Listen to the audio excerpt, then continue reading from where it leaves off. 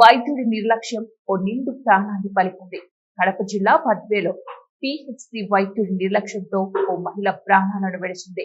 బద్వేలు మండలం గుండరాజుపల్లి ఎస్టీ కాలనీకి చెందిన పామూరి పెంచలమ్మ అనే మహిళ మూడవ కాన్పు ఇంటి దగ్గరే జన్మనిచ్చింది.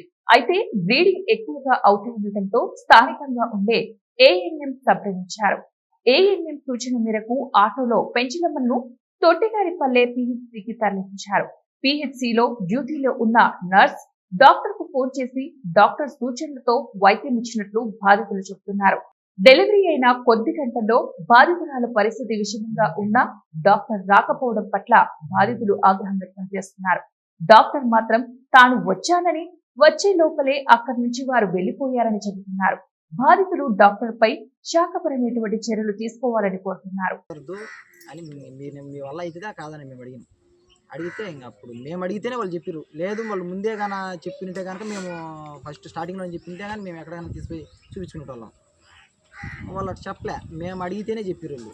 మేము అడిగితేనే చెప్పినాం కాబట్టి ఇంకా సరే అవని అప్పటికి కూడా నేను అక్క ఇట్లా అంబులెన్స్ ఏమైనా పిలిపిస్తారా, ఈ ఆటోలో ఎత్తుకొని పోవాలంటే ఎక్కడో రిస్క్గా ఉండాలంటే అంబులెన్స్ వచ్చేలో 20 నిమిషాలు 30 నిమిషాలు టైం పడుతుంది.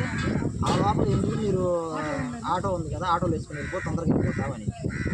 ఆమె వెంటనే నేను ట్రాఫిక్ కూడా లెక్క చేయకుండా చిన్నగా తీసుకొని లక్ష్మీదేవి హాస్పిటల్ తీసుకొస్తే అక్కడ అమ్మాయిని ఎత్తుకొని ఆ లక్ష్మీదేవి హాస్పిటల్కి తీసుకొని పోయినా కానీ లోపల కాంపౌండర్ ఉంటారు.